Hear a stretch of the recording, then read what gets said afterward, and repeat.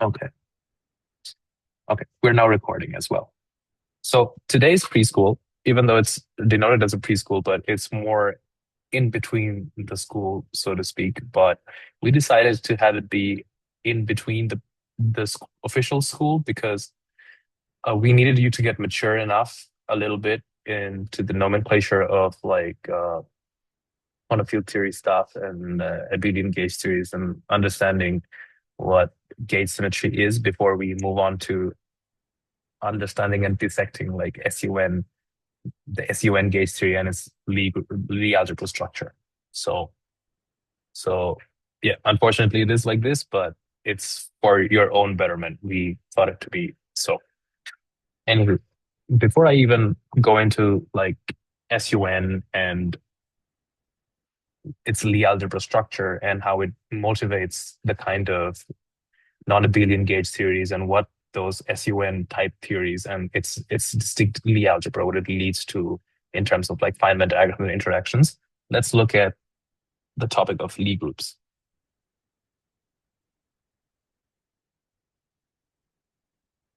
Okay. Now, let me define Lie groups. For the time being, it's going to be a lot of definition, and then we're going to move on to like SUN theory. So please bear with me. And this is the bare minimum amount of definitions that I can give you without giving you a whole lecture series on like Lie algebra and Lie groups, because as I'm sure you guys all well know that like this is a huge topic and it could take one whole semester's worth of course can be given just to teach Lie groups and Lie algebras. So I'll give you the most bare minimum possible so that you're not completely lost when you're doing non-abelian gauge theory and standard model and so on and so forth. Okay. So the definition for Lie group is uh, Lie group G is a set with two structures. Okay, it's important that it abide by two different structures. Is there anybody talking? Okay, no. Two structures. Here, this group G is a smooth and real slash complex manifold. Okay. The group is a specific type of group that incites upon itself the manifold type structure and also mappings between manifolds as well. Right. So the two structures that make the group G a Lie group particularly is the fact that the multiplication and inversion are smooth maps. Okay. And so effectively a morphic mapping from this like real or complex manifold G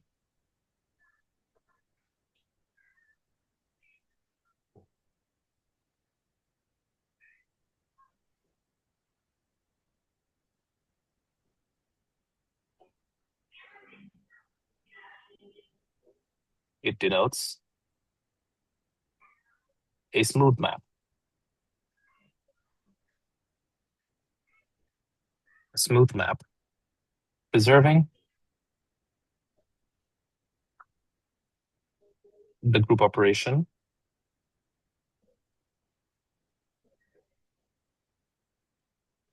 as in, let's say you have like the group G is being the group G is being mapped to itself, right? And or if you want to think about it this way, you have this mapping, this F-type mapping. This is a map. And of course, this map is closed in and of itself, because if this kind of mapping was not closed, it would form a group anyways. So it's a mapping from G to G. Okay. So mapping like F takes G to G, group G to G. Okay. So this mapping, which takes inputs, let's say, for example, G and H, and you like effectively, let's say, multiply these two together, regardless of whatever definitions of multiplication or operation you have defined for a particular type of group, it comes out to f of G dot f of H. What we mean by this is called operation preserver. This map is operation preserver.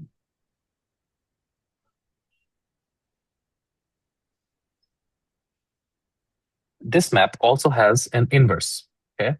This also has an inverse map. So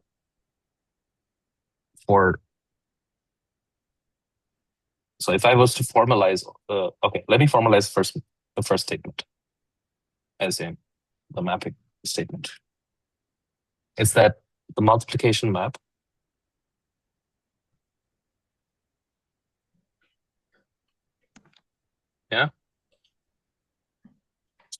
it maps some G operating on some part of G, giving output in G, where this G comma H, this ordered pair of G comma H is nothing but G dot H, okay, where G and H belong to the group G, okay? And then we have number two is that the inversion map. Again, for this to have like a group-like structure, these things have to also have like a unique inverse. So there must include an inverse map too. So the inverse map is some I that takes our group G to itself, G, right? For which an element G is being taken to G inverse, where G and G inverse exist in the group G. And if these two subsequent properties are satisfied, we find ourselves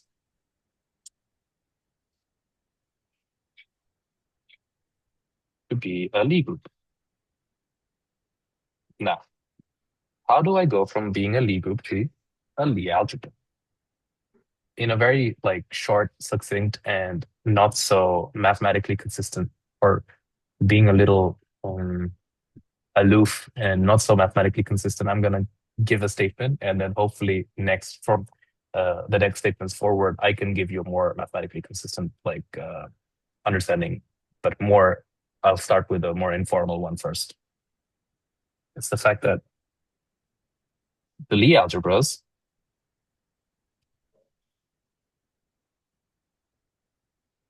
are effectively defined as,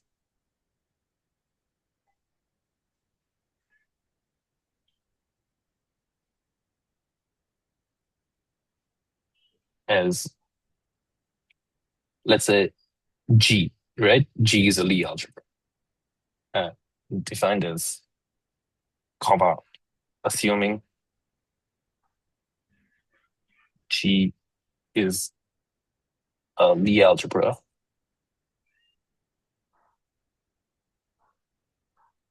then the tangent space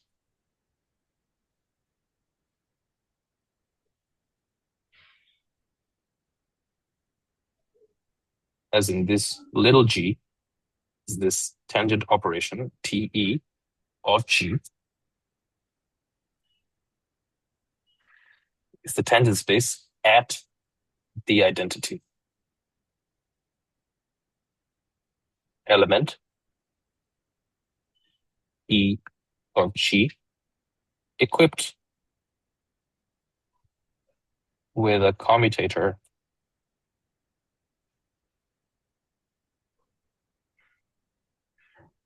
bracket type operation. Now, for those of you,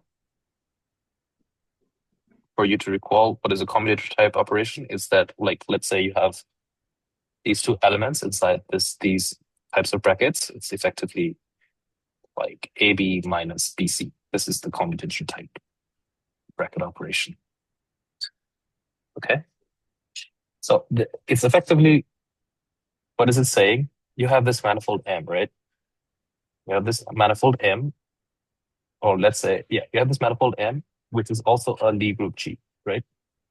G, this is, let's say this manifold is Lie group G. It's imbued with all the properties that we defined above that make a Lie group a Lie group. And you, of course, must have the element that exists here. So the Lie algebra is denoting the tangent. It's kind of the tangent space and the space of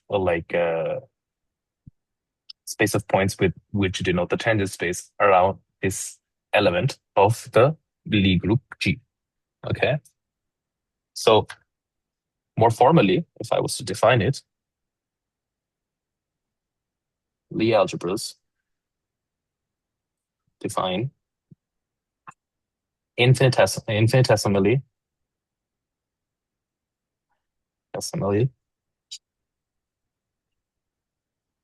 the neighborhood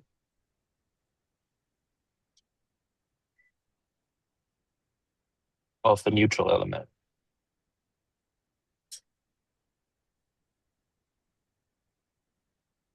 of the group of the Lie group.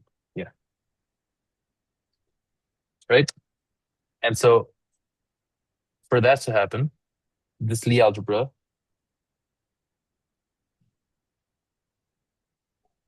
is defined over a field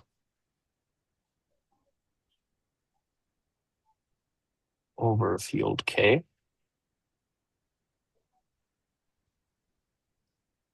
The algebra over a field K, defined over a field K, is a vector space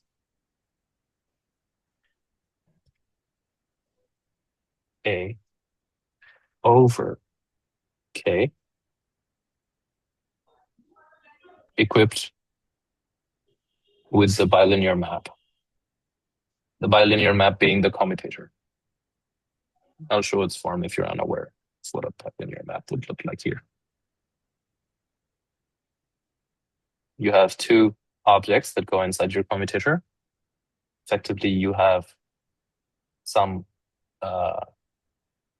point in the vector space or some element of the vector space that's being some commutator operated. Commutator bracket operation.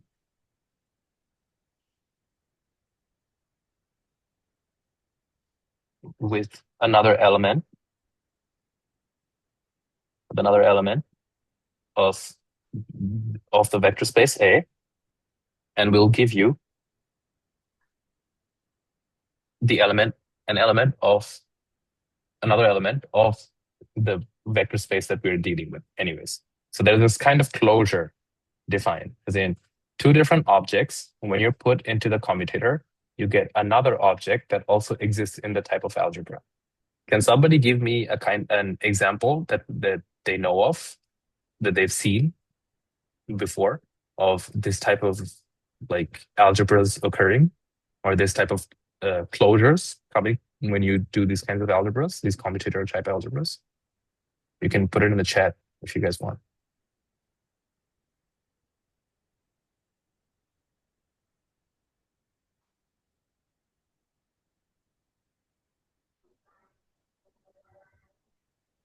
Or you can like unmute yourself and tell me.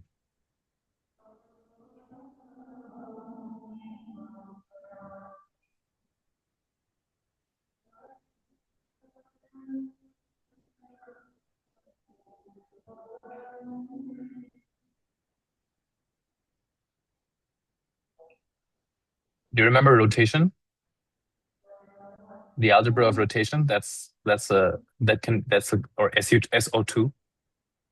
Like when you're dealing with trying to find a commutation of like rotation along the x-axis and then trying to commute rotation along the y-axis is it's like it's a Lie algebra, right? It abides by the Lie algebra structure. So SO2 or SO3, these are all they all contain elements that abide by the Lie algebra structure. And what exactly are the Lie algebra structures that come with this bilinear definition of vector space? elements of vector space operating on each other with this bilinear expression, with this bilinear type of mapping. It's these two very important definitions that come with being with being part of the sort of Lie algebra set. So for, let's say, x and y that belong to A, right? A is our vector space, that a vector space where elements of which abide by the Lie algebra structure defined above. For x and y, let's say x and y are themselves vector fields, okay, that belong to your vector space A. For x and y that belong to vector space A, one has this following commutation structure.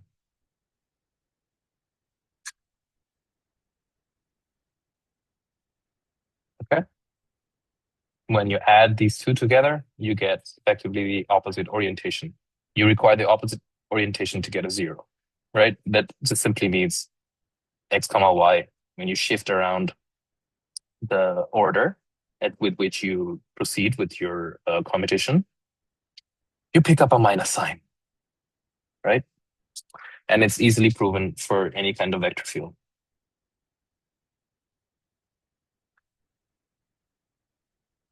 Or a generic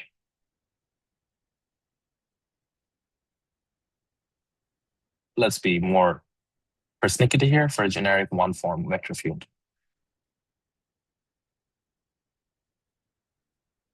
All right. Then we have, let's say you have these vector fields x, y, and z that belong to your vector space A. Then one has the following relationship that holds true.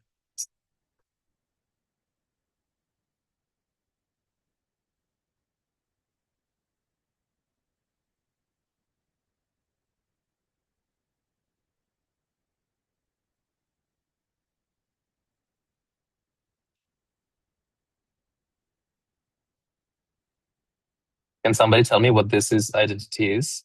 The name of this identity?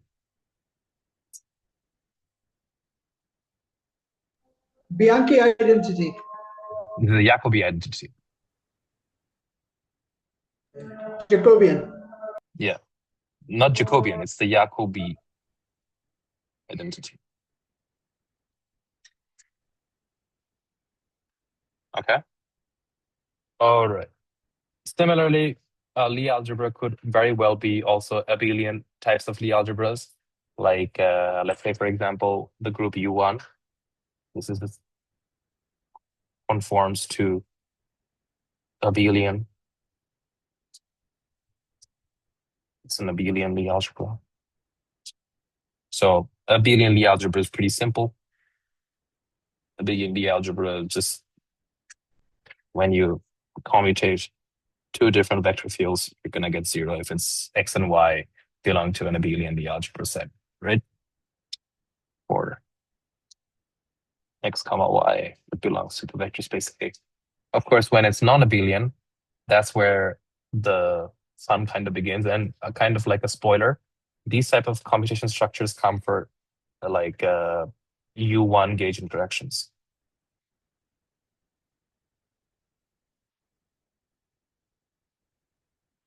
I.e. QED. Okay. And so for non-abelian gauge interactions, we must then have some kind of counterpart, right? These commutation relationships computations are closed in and of itself. So if we define these vector fields to have some kind of basis, we can relate those three bases together. Three how? Two bases that are part of the commutation. And when the commutation operation occurs, you get another basis, right? As an output. So let me give you guys a proposition. I'm claiming it to be a proposition, but this does indeed hold true. And unfortunately, I won't be able to give you the proof here today. So let TA, right, where A goes from 1 to n, as in n many dimensions, be a basis of your vector space A. I'm sorry to interrupt, but can you Hmm. explain how U1 conforms is an abelian Lie algebra? We'll see. We'll see. I'll come to Okay, that. you Mhm. haven't come to it. Okay, all right. Okay, Okay. thanks. So then there exists constants FCAB that belong to your field K, and you have A comma B comma C that go from 1 to n, such that, sorry, that's an n, such that these bases, when you commute with each other, they give you this FCAB TC, where these are structure constants. These are known as structure constants.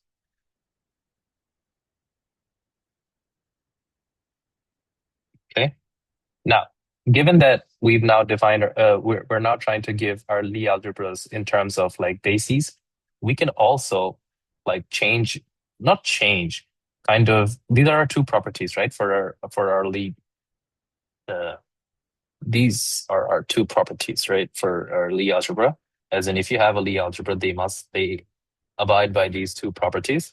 Now we can write them, these two properties in terms, we wrote them in terms of vector fields. Now we can write them in terms of their bases themselves, right?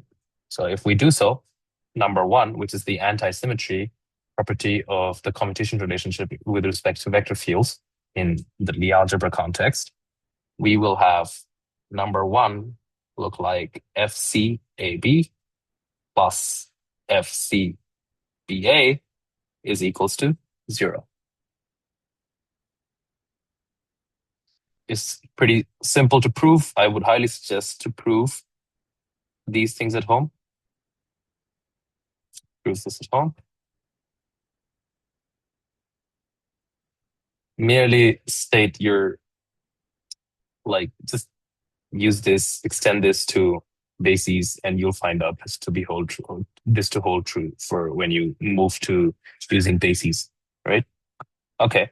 In the same breath, the Jacobi identity looks like this: FD AE FEBC plus FD BE FECA plus FD CE FE AB is equals to 0, right? Also, prove this at home. At home, pick dummy variables where needed,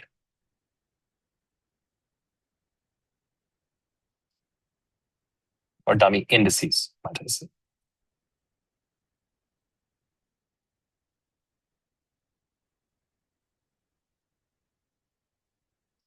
Okay. Of course, if it's abelian, no questions asked. As in, if it's abelian, no questions asked. Your structure constants are 0. FCB is equal to 0, right? And FCAVs, there are structure constants, as I mentioned above,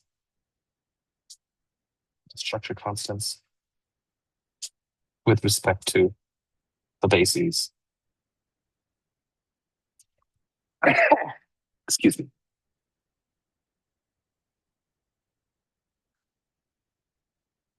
B base.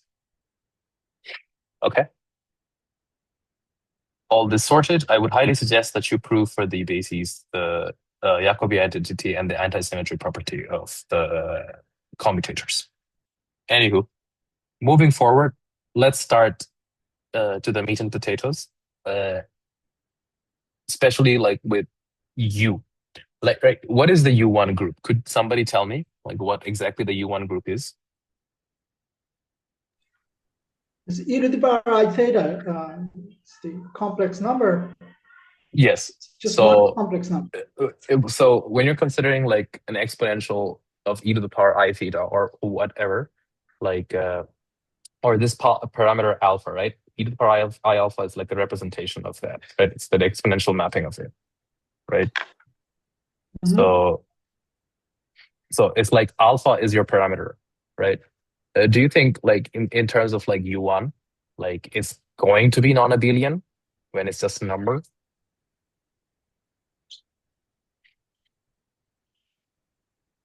U1 is a billion. U1, that's what I'm asking you. U1 is abelian, right? But you asked Right. me, remember, why does U1 not have like a non-abelian structure, non-abelian Lie algebra structure? Why does it have non-abelian Lie algebra structure? Isn't that what you asked me? No, I asked you, why is it a billion? Why is U1 abelian? Yeah. Because regardless of whatever vector fields you can construct from the vector space, it's just a number that's just being multiplied together. So it's going to be abelian, right? Right. It's very, very obvious, right? It's very obvious. It's pretty trivially abelian. What happens is when Yeah. you start going into SUN type theories, because they're matrices, matrices are like they're They don't commute. like they don't they very usually do not commute, right? Right. Right. And the usual cases where they do commute, I don't know any practical examples of that, but in like SU2 or SU3, these are matrices that do not really commute in general, right? Okay. So let's define first the SUN group.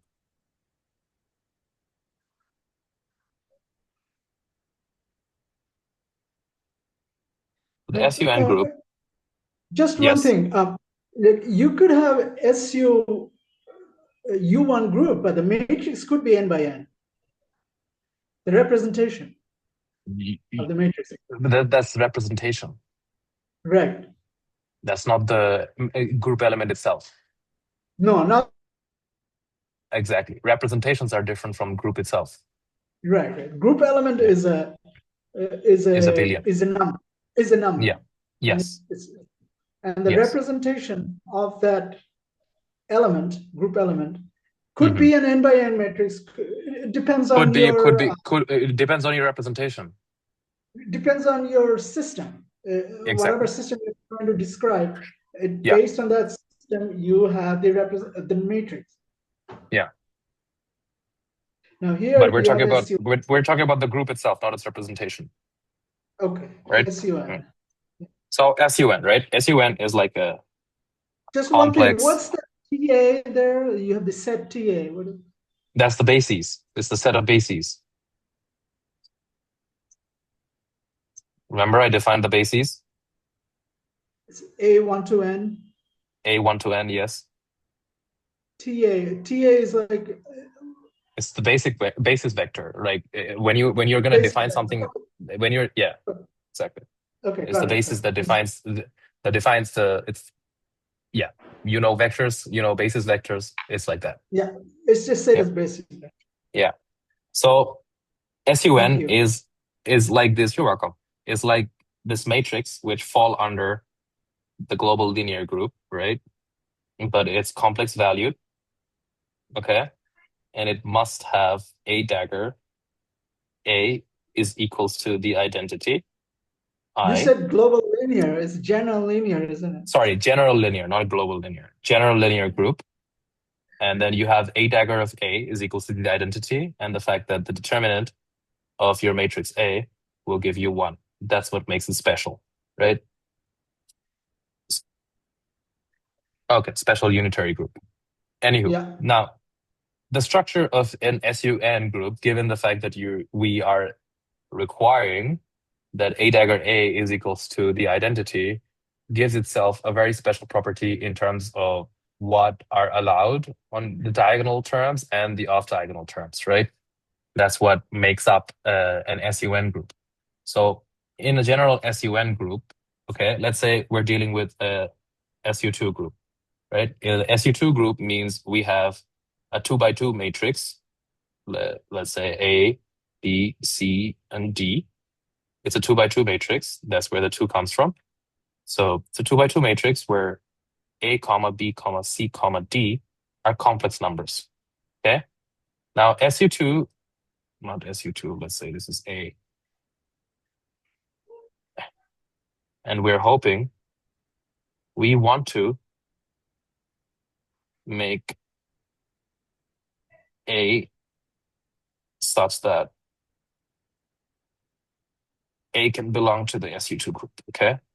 Now, very importantly, it's of course like if the determinant A must have the determinant of A is equals to 1. But before that, let's look at this property, right? That A dagger of A is equals to the identity. What does that mean? That just simply means like pretty simply like special unitary groups, like or unitary groups, right, are like the fact that A dagger is equals to A.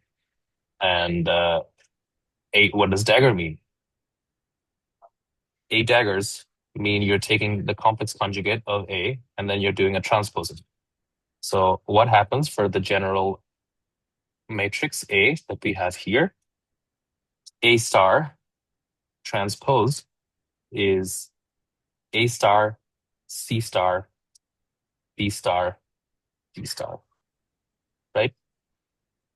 Now, if we are to impose this condition star, which is the unitary proposition, then it must hold true that what the matrix you started with, A, B, C, D, must be equals to A star, C star, B star, and D star. Okay, let's go step by step. For both sides to be equal, for these two sides to be equal, we must have then that the operation of complex conjugation just does not change the element. And that can only happen when the imaginary number is equal to 0. What does that mean? That means if A equals to A star and sorry, A is equals to A star and D is equals to D star, A and D are real, right? Real numbers, when you take a complex conjugate of them, they don't change. Only complex numbers change when you do a conjugation on them. Okay, so we have A and D are real. Very important. So that means our diagonal terms must be real numbers. We also have for the off-diagonal terms, as in these terms, it must hold true that we have B is equals to D. Sorry, B is equals to C. So these two must hold true for it to be a unitary matrix, right? So we can show off what we started with was this matrix that was A, B, C, and D, where A, comma B, comma C, comma D are complex numbers. But because we require them to be unitary matrices, they must then look like this. A, D, B, B, since the off-diagonal terms are going to be the same. And A and D, A and Why D are does required B have to equal C? Why does because you can compare, right? C is equals to B star, and then B is equals to like C star. So that means B is the same as C, right? The elements have to equal each other. Here you can see this C is equals to B star. And in the if same they're way, this equal, right? B, A equals to A B, dagger. and A, it only happens if they're equal. But you're requiring them to be equal so that they can take the unitary matrix form, right? yeah, yeah. Okay, got it. Thanks. I'm telling you that I'm taking a very general 2 by 2 complex entry matrix. And now what would happen to this very general 2 by 2 matrix if I require it to be unitary? If I require it to be unitary, that means A dagger as an A starred transpose should equals A. And if that requirement is to hold true, what would happen and what is the relationships between the complex valued entries? And what do they have to look like if they are to have the unitary matrix form? Yeah, You know? got it. Got it. Thank Okay. you. You're welcome. So this is the form of a unitary matrix. And of course, furthermore, we require that the determinant of A must equals 1. What does that mean? That means AD minus B squared is equals to 1. Or the fact that B squared is equals to 1 minus 1, no, AD minus 1. You could take many other forms. So this makes your SUN group, right? And if I was to write this breaking down further, like here I have AD, and here I have like X plus IY, and here I have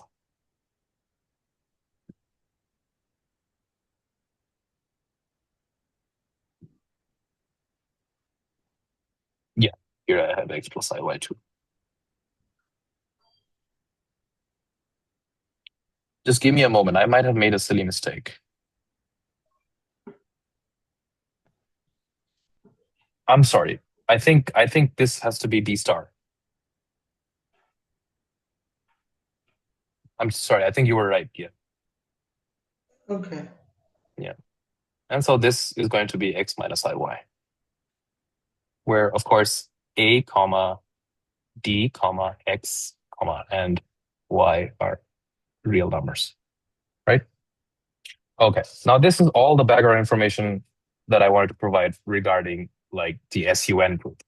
Now, if we move on to like SUN group, U1, SUN group and its applications to like on a field theory and gauge interactions. Let's see how they manifest. Just one moment.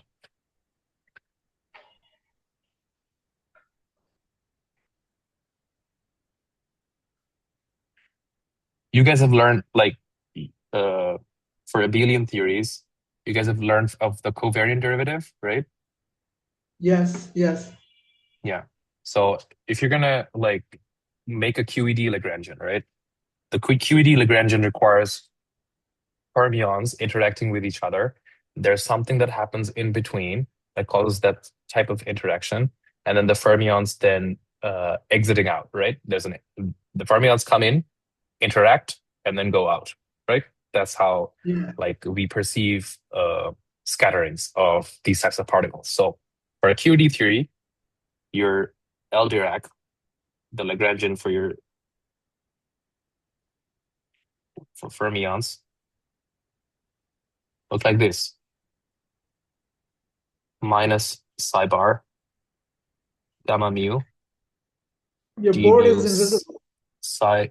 It's not visible. You have to scroll down, I think. No, it's locked in place. Just give me one moment. Yeah.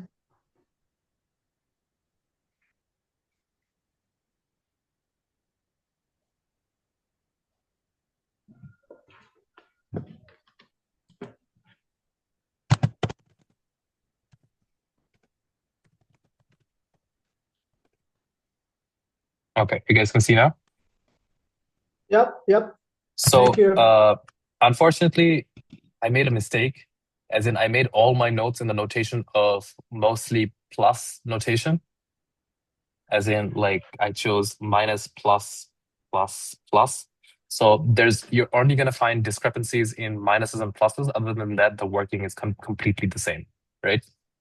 So yeah, I'm terribly sorry about that, but I made my notes in the mostly plus signature because like I'm used to only using like mostly plus signatures. Sorry about that. But so in a mostly plus You're a type of, West Coaster. huh? You're a West Coaster. Yes. West Coast notation. It's the West Coastal notation, or more like people who, yeah, well, that's GR. more no, GR. yeah, that's GR and string theory basically. Yeah. Yeah. Anyway, so for a mostly minus signature, your direct Lagrangian looks like this: m psi bar psi, right? And of Yeah. course, for a U1, for your now we know, of course, that this action that for an action that where you put in your direct Lagrangian, but that action to be invariant under like the action is invariant under U1, which is why it gets the name of it's a gauge group. The U1 is a gauge symmetry of our action, right? And how does Right. our spinors transform according to U1?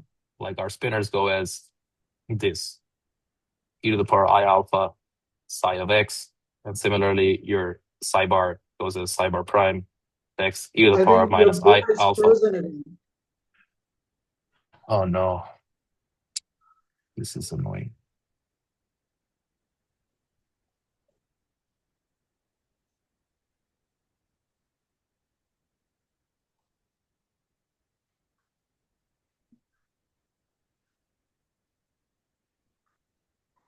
I hope the problem mitigates now. We can see it. You can see it, but it's laggy.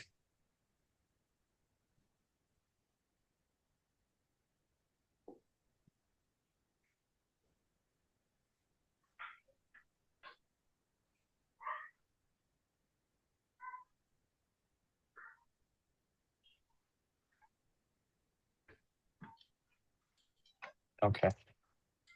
I hope it doesn't glitch. All right. So here there's psi bar of x. Okay. E to the power I alpha is the representation of the U1 group. Okay. So we have to then check, for example, if these alpha parameters are dependent on x, do they still keep our Lagrangian invariant? Because our Lagrangians need to be invariant at the end of the day. Our action needs to be invariant. Could We anybody saw tell that. me We if saw that yesterday. you saw that, right? You saw that. It's We very saw that trivially, yesterday. you can trivially show like the mass term, as in this term. This is very easily like invariant, right? M psi bar psi goes as M psi bar prime psi Your board is prime. frozen. My board Board is is frozen frozen. again.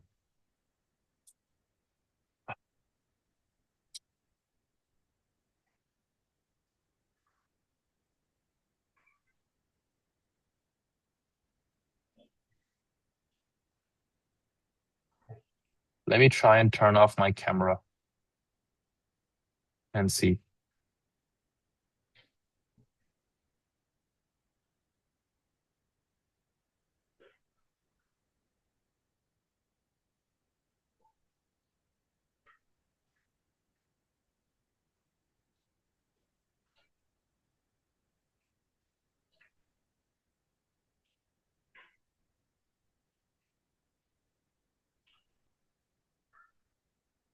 Hopefully now it's better since my camera is turned off. Yeah. Okay. So this trivially holds true, right? Is M psi bar e to the power minus I alpha of which depends on x multiplied by e to the power I alpha of x psi, which is just M psi bar psi. Now, it's the kinetic term, right? You guys saw it's the kinetic term that has the problem. Yeah. Yeah. Yeah. And to fix that, what do? We have a covariant derivative. We define a covariant derivative, which is capital D mu minus I a mu of x, right? This is how we defined it. Right. And Right. where a mu is a vector field. Right. Four vector. Yeah, it's a 4-vector. So vector field, and also a mu itself transforms. This 4-vector is also susceptible to transformation, as in a With the prime. lambda, right? Lambda Exactly. x. A mu of x plus d mu alpha of x, right? And Right. if all of these hold true, not if all of these hold true, if you have your vector fields and your spinors and your covariant derivatives transform in these appropriate fashions, then you will have your Lagrangian, which looks like this, minus psi bar gamma mu, capital D mu psi minus M psi bar psi. This is now U1 invariant. Okay. And in trying to have this be U1 invariant, what do we get? Like, oh, what happens when this like covariant derivative is being attached to some kind of spinner that transforms in U1 fashion, right? What happens is the fact that like d mu of some like let's say psi q of x is d mu psi q of x minus I q a mu psi q of x. Where is this q coming from? Because this q denotes charge, as in I'm now writing not as e to the power I alpha, I'm writing it as ei q alpha of x. This q kind of denotes like charge.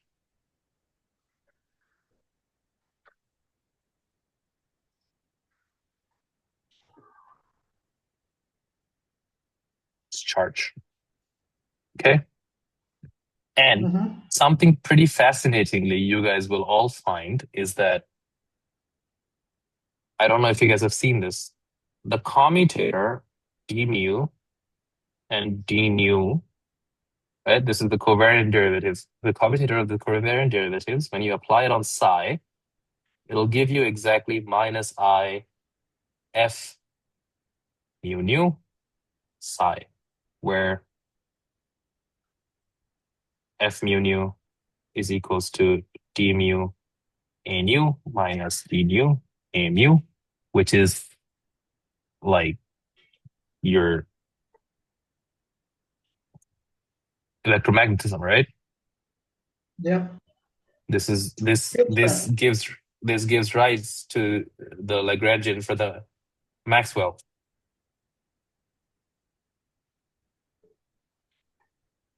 which is minus 1/4 f mu nu f mu nu.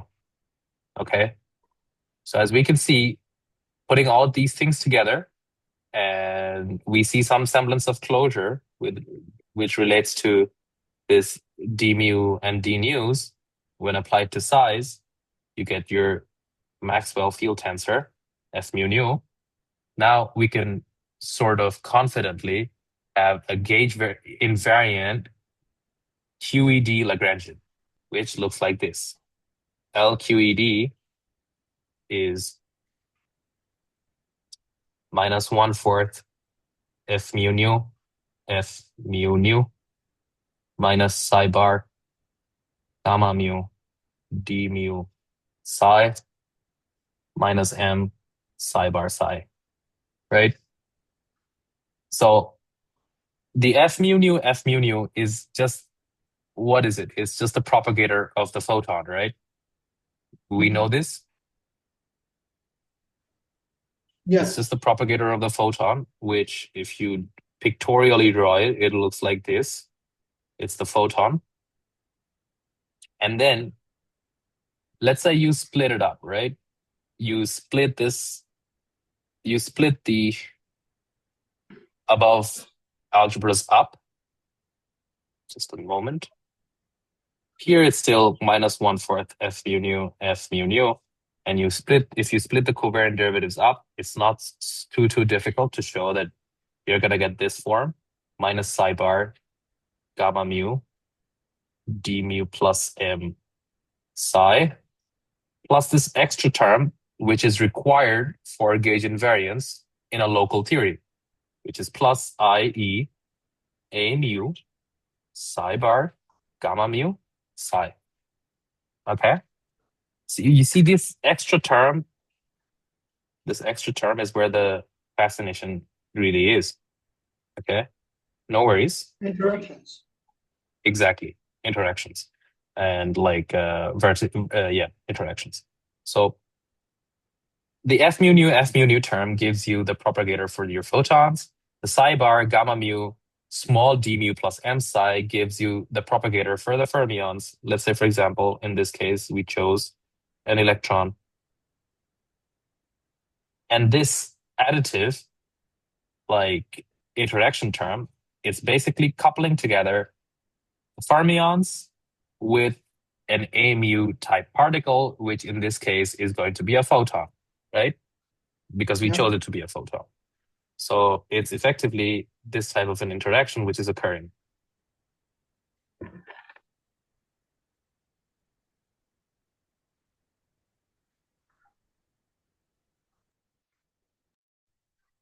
It's this vertex that you're representing. Okay.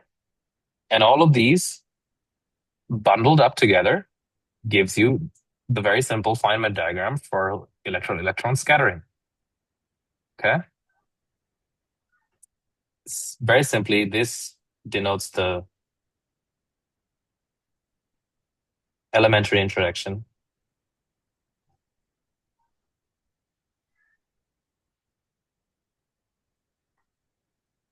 between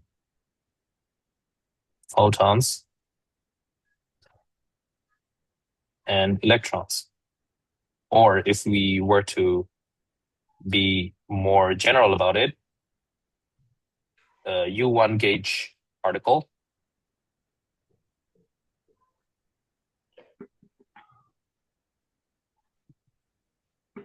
and fermion.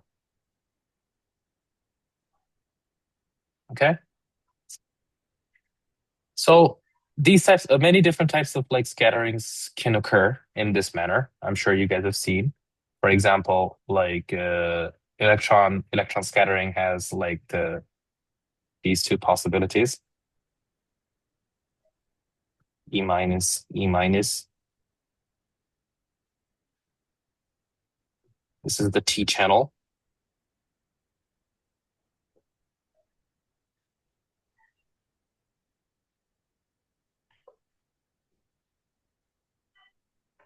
And this is, sorry, this is gamma, which is directed downwards. And then you also have the U channel. Sorry.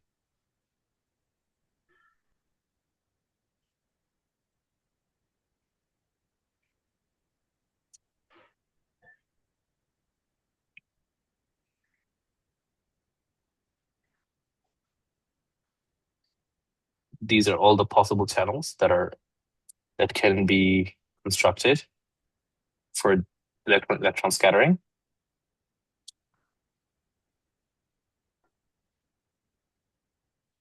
Okay.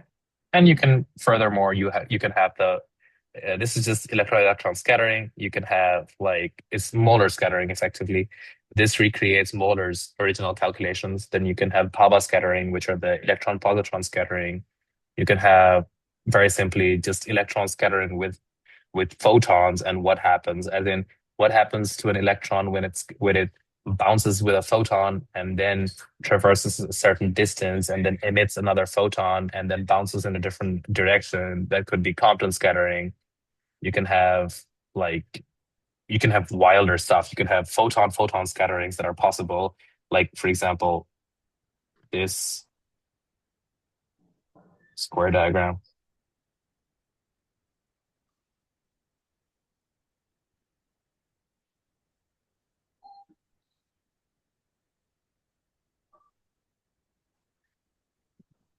Effectively, it's just photons scattering with each other.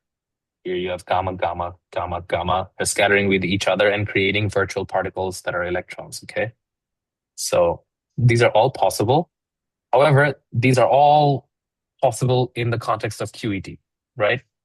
These types of diagrams are only possible in the context of QED, and QED is not really the be all end all of the Saddle model, right? It only explains the interactions between like like photons, like where the gauge mediators are photons. But we have other types of forces that we must explain.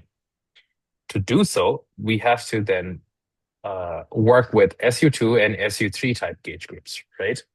And to do so with that and to find some phenomenology with that, we're going to look at the effects that a general SUN structure has on the kind of Lagrangians that we're going to construct, right? So the representation of an SUN group, for U1, the representation was e to the power I alpha. For a general SUN group, representation is U is equals to exponential I alpha A T A. Okay, where they belong to G. Remember, these are the bases. Okay, and these are, of course, we're assuming like non-abelian. Oh, sorry. TAs are your Hermitian generators. These are your Hermitian generators.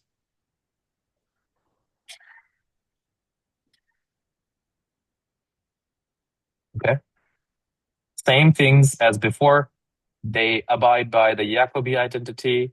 They abide by the fact that like uh, the the commutator structure is closed, as in, let's say, for example, the generators TA, comma TB together give you the IF ABC structure constants, and then TC, you have the Jacobi identity, which states that TA, comma TB, comma TC plus TB, comma TC, comma TA plus TC, comma TA TB is equals to 0. So these are all there, you know, and yeah, these all trivially hold true. But let's see what SUN symmetry does to our Lagrangian. Okay, so let's say you have this representation of this SUN, which is U. In similar fashion as before, for your the free Lagrangian, right? You have the free Lagrangian, which is again given by L Dirac is equals to minus psi bar. Again, let me reiterate, I'm using a mostly plus signature. So if you're confused as to why there's a minus plus discrepancy, it's because of this. Other than that, the inner workings are absolutely the same. Minus psi bar gamma mu d mu psi minus m psi bar psi, right? For it to be invariant under SUN, so how does it transform? How does the fermions transform under SUN? Under SUN, let's say, take it very general. Take it just as U, right? Your psi of x transforms as psi prime of x, which is U, this representation of your SUN group, U applied on psi of x. Similarly, you have S psi bar of x, which transforms as psi bar of x, which is U, like psi bar of x, U inverse, right? Since the representation here, you have like U dagger is equals to U inverse, okay? Because of the fact that how it's represented. Okay, and remember, of course, as well, that U alpha is nothing but exponential I alpha A T A. Yes, alpha A T A.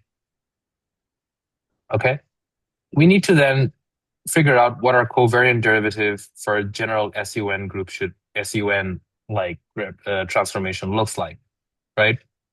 Let's say, let's define our d mu as some small d mu plus some vector w mu of x. We still haven't, this has an unknown structure to be yet defined. To be yet defined. Okay. Now, this is going to be some matrix like your w mu, we know because of the way SUN looks like, is going to be a matrix valued to be a matrix valued gauge field. Okay. All right. If so, how does our W muse aid transformation? All right.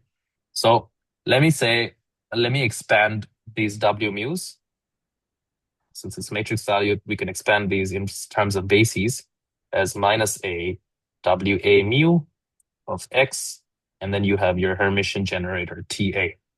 Okay?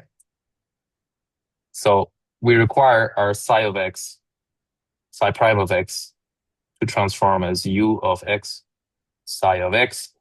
And also, of course, we need our d mu psi, d prime mu, psi prime of X to go as U of X, d mu of X, d mu psi of X. So this allows, again, math terms trivially are invariant. This allows SUN invariance in the Lagrangian.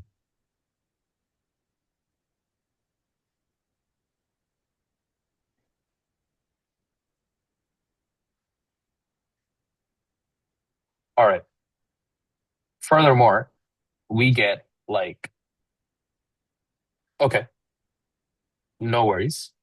Now let's see, for d mu prime, psi prime to hold, what does it have to, what do we need, right? What do we need? Let's operate d mu prime on psi prime, which is this d mu plus w prime mu applied on psi prime. So I can write this as u d mu psi, which is nothing but u d mu psi plus u w mu psi, right? What does that mean? I mean, it means nothing, but we can use subsequent tricks here, okay? What we can do is utilize the fact that for the representation of an SUN group, U inverse U is effectively just the identity I, right? So we effectively pop up these identity relations in between the algebras we find here, okay? So you can manipulate this to write it as U d mu, U inverse U of psi plus U W mu, U inverse U of psi. Okay? What this allows us to do is to further see that U of psi is nothing but psi prime, right? U of psi is nothing but psi prime. And here also U of psi is nothing but psi prime. So we find ourselves to get this following form, where you have U d mu U inverse applied on psi prime, because, yeah, again, U of psi is psi prime, plus U W mu U inverse of psi prime. Now, if we are going to bunch all the terms together and to like organize it accordingly, what we find is the normal d mu psi prime, which effectively gives you the propagation of the fermion, like the free fermion, d mu psi prime plus u w mu u inverse plus u d mu u inverse of psi prime. Okay? So because why is the d mu? Because this d mu's with product rule is going to be applied to also these u inverses, right? And in doing so, they add to this subsequent extra term, which would not have been there if this were an abelian theory. Because of the fact that this is a non-abelian theory, you have these extra kind of interactions. Okay? Got it. So in the same fashion as before, the same way we set up our d mu's and d nu's and acting them on a psi, it gives us the Maxwell F mu nu term, except for the fact that your F mu nu here transformed as d mu w nu minus d nu w mu plus an added commutation, w mu, comma, w nu. As in, our field strength tensor transforms as f mu nu goes to f prime mu nu, which is u f mu nu, u inverse, right? Now, let us then try to compute, like in the fashion where we made the very simple QED Lagrangian as we did here. Let's try and make our like Lagrangian for an SUN gauge group. Okay. If we do so, what we find is that our Lagrangian L, because this is going to give us some W nu in terms of some like I can write this some G, right? Some G F A B C W B mu W C mu, because these are like this is a bilinear mapping of these W mu's and W nus, which lend itself towards giving us another element of sorts. Okay. So yeah. Anywho, no, sorry, this is not U. This is FABC in terms of I get how did I define my W's? W is minus I. It's like minus I G F A B C W T A B C, if I'm not mistaken. Anywho, I'm getting these indices incorrect, but I hope you guys can understand. But what happens is when you try and construct the Lagrangians in these scenarios, what you get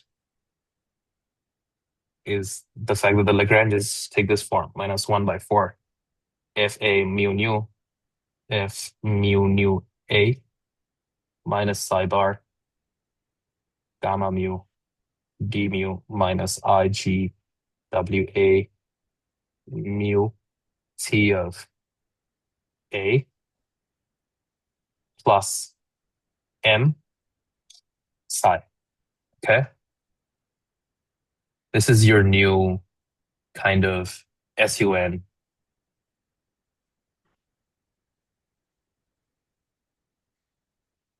introduction Lagrangian.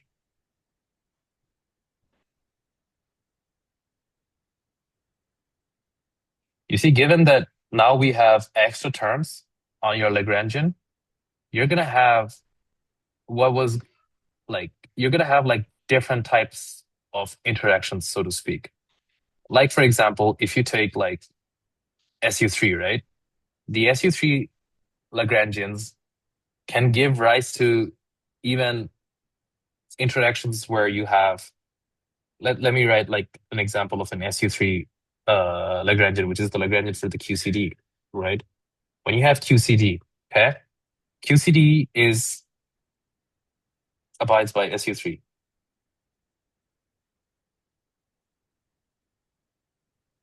Can somebody tell me what matrices make up the matrices that belong to SU3 or QCD? 3 by 3? Do you guys know the name? The name, perhaps? Gelman matrices? Yes, perfect. They're called Gelman matrices, right? It's like there are 8 different matrices that give rise to different types of interactions. Okay, and so the Lagrangian for the QCD looks like -1/4 Fa mu nu F mu nu A minus 6 different types of fermions. Yes, 6 different types of fermions, psi bar, 6 different flavors of fermions. Gamma mu, d mu, plus m f, mass of the fermion, psi of f. And because of the covariant derivative in concordance with the 8 different types of generators, you have minus 1/4 FA mu nu, F mu nu A minus, let's say F is equals to 1 to 6 psi bar F gamma mu d mu plus NF psi of F plus IGS by 2 WA mu F is equals to 1, 6, a moment.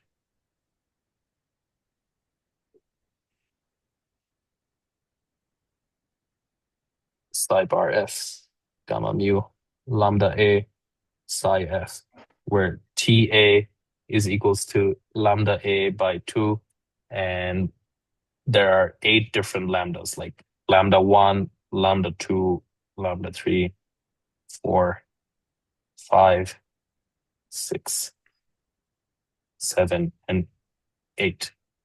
8 different Gell-Mann matrices, okay? And of course, your representation of SU3 then looks like this. U is equals to exponential of I alpha A lambda A by 2, okay? And so in doing so, what you find is, of course, the FA mu nus give you the trivial propagator of your gluon, right?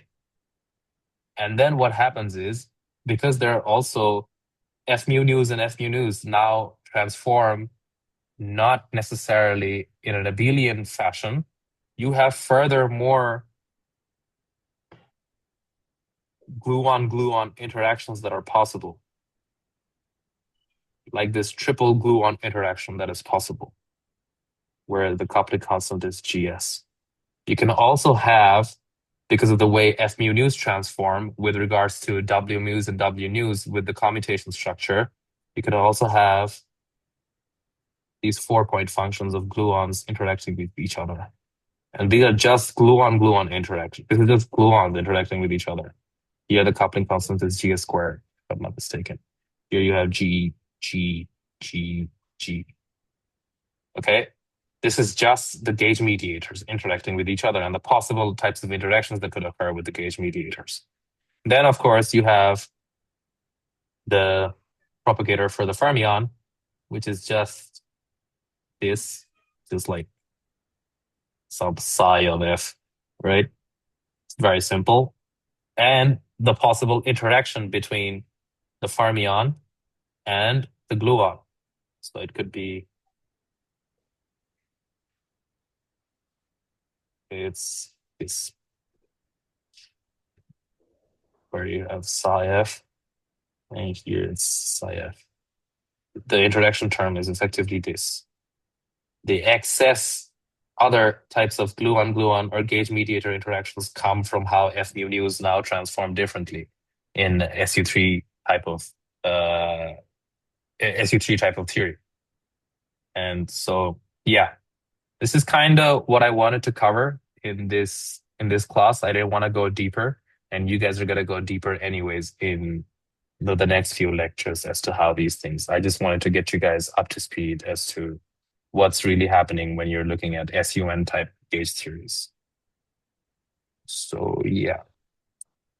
Do any of you have any questions? If so, like I'm turning off recording, you guys can ask questions.